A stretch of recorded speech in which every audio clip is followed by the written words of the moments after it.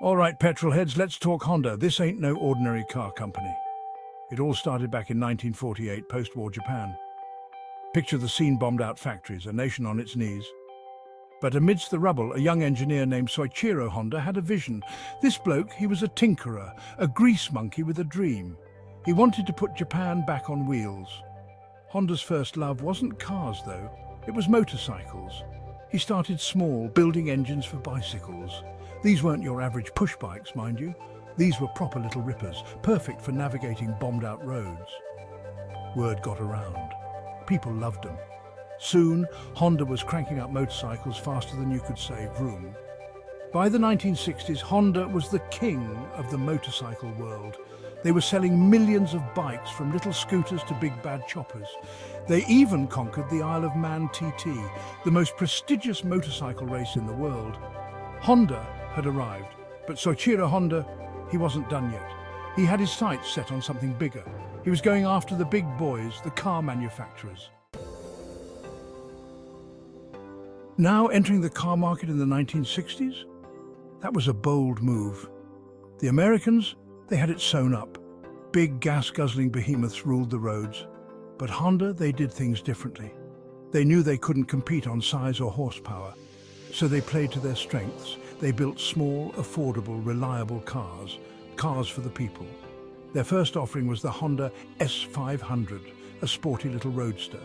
It was nippy, it was fun, and it turned heads.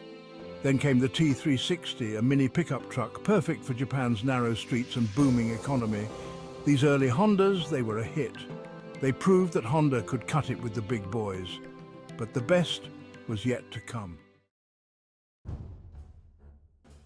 In 1972, Honda unleashed the Civic upon the world. This wasn't just another car, this was a game changer. The Civic was small, it was fuel efficient, and it was built like a tank.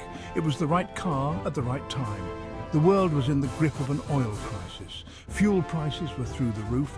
People were desperate for cars that sipped, not guzzled, petrol. The Civic was an instant success. It was a runaway hit in America, where it became synonymous with reliability and fuel economy. Suddenly, everyone wanted a Honda. The Civic became a global icon, a symbol of Japanese ingenuity and engineering excellence. It cemented Honda's place as a major player in the automotive world. Section 4. Weathering the storm: fuel efficiency and the rise of Honda. The 1970s oil crisis hit the car industry like a right hook. Big American cars, they were dinosaurs gasping for fuel. But Honda, they were ready. They'd been focusing on fuel efficiency from the get-go. They saw it as a challenge, an opportunity to innovate. They introduced new technologies like CVCC, which allowed their cars to run leaner and cleaner. They squeezed every last mile out of a gallon of petrol. While other car makers struggled, Honda thrived. They became the go-to brand for fuel-conscious drivers. It was a masterclass in turning adversity into advantage. Section 5, a legacy of innovation. From VTEC to ASIMO, innovation is in Honda's DNA. Soichiro Honda, he instilled that in the company from day one. He always said, success is 99% failure. He encouraged his engineers to experiment, to push the boundaries, to never stop learning. And boy, did they deliver. In the 1980s, they introduced VTEC, a variable valve timing system that revolutionized engine performance. It allowed their engines to breathe better, giving them more power without sacrificing fuel economy. Then there was ASIMO, Honda's humanoid robot. ASIMO was a marvel of engineering, a symbol of Honda's technological prowess. It showed the world that Honda wasn't just a car company, it was a company that dared to dream big. Section 6.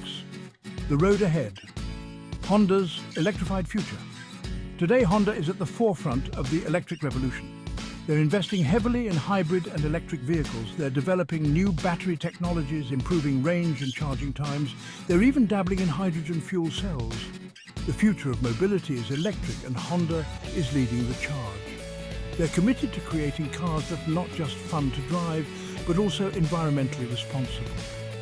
From humble beginnings in post-war Japan to global automotive giant, Honda's journey is a testament to the power of innovation, perseverance, and a bit of good old-fashioned grit.